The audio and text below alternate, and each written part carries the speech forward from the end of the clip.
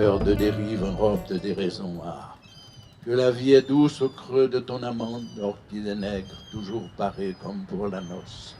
De nouveau, nous habiterons nos sexes vierges et de nouveau, nos gestes emprisonnés s'épanouiront en toute licence dans la fidélité du sel et l'indulgence de l'encre. Orchidée nègre, pierre en attente, peu, très peu je te laisse.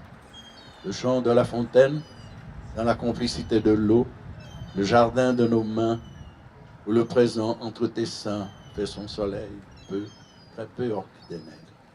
Je te laisse mon testament de grenade, grain receleur du jus doux acide, et mon désert de l'écriture où parfois pousse une oasis. Merci.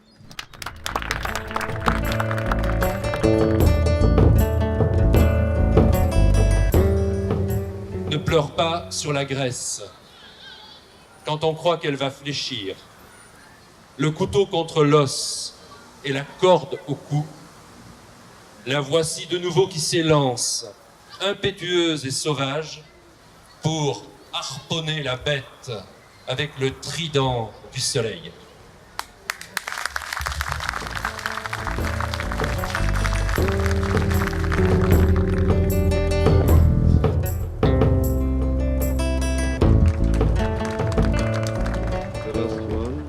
אגם הברבורי, מצא שביעית לילדה רוקדת. עשי שהדמעה מלחי הברבור תהיה אבן פינה של אוקיינוס השמחה. שם אלמד לשחות. Merci beaucoup. Le lac des cygnes. 7e conseil à une petite danse. Que la larme sur la joue du cygne soit la première pierre dans l'océan de la joie et que j'apprenne à nager.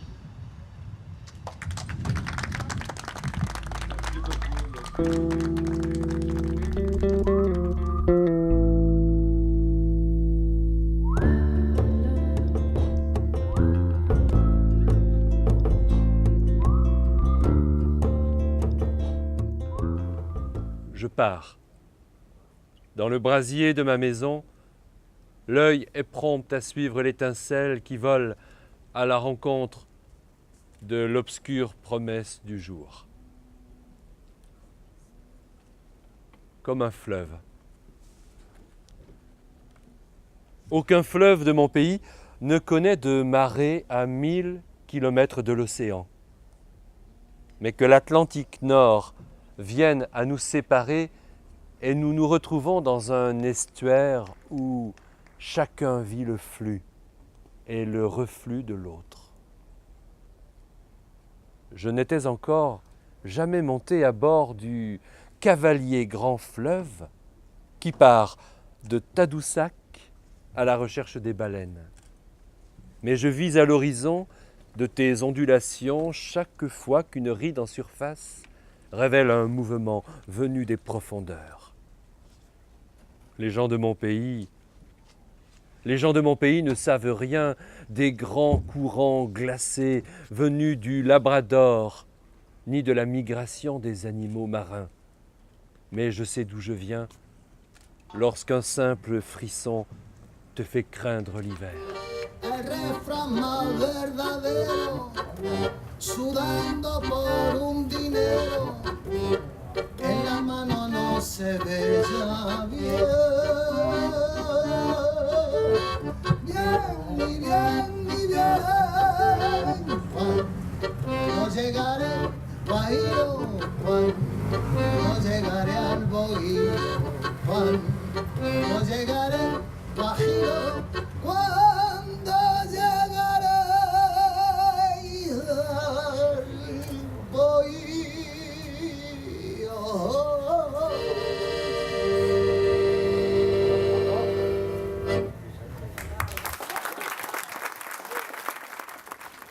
On s'embarque, il y aurait l'horizon, il y aurait un grand vent qui soufflerait, et des rires et des voiles. On s'étire, on se gonfle, ça claque, ça appelle. Mais c'est à l'intérieur des terres qu'on s'engouffre. tout se vend pour cingler derrière soi. On fuit. La mer ouverte, il n'y a pas d'horizon. On choisit le point qui s'allonge. C'est un fleuve. Qui a choisi ?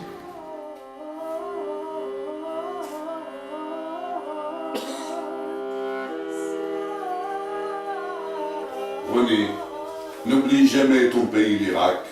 Viens, rejoins-moi pour abattre les murs et chérissons le centre de nos morts. Il n'y a pas de justice par le fouet, et le temps nous rétrécit quand on croit l'absurdité de la vie. Des oiseaux de papier s'abattent comme la mousson. Regarde, je lance une épine dans la gueule du lion. Déchirons ensemble les langues qui mentent sur la paix. Incitons-le à la révolte.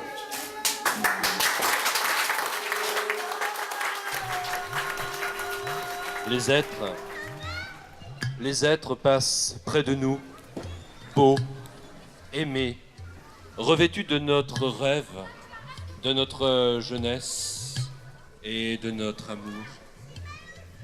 Nous aimons le ciel et la terre, les hommes et les bêtes, les reptiles et les insectes.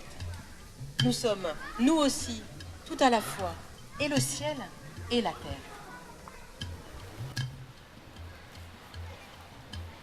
L'amour, dans son point, contient l'univers. Exister valait la peine afin que nous nous rencontrions.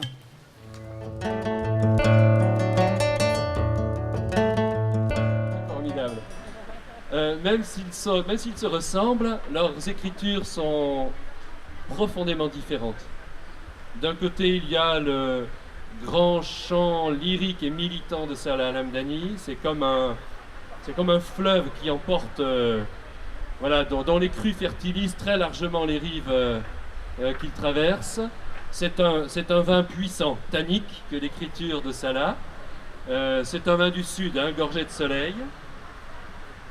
Et de l'autre, l'écriture de Ronnie Sommeck, c'est une écriture volontairement plus proche de la prose, plus prosaïque, avec un humour d'une grande subtilité, souvent au 3e degré, avec un goût pour les choses de la vie, vues, entrevues, des évocations qui sont déjouées ou différées.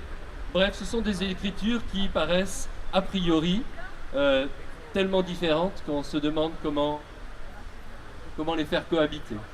Voilà. Alors, j'allais dire qu'il fallait, si vous le permettez, un 3e homme pour ce livre.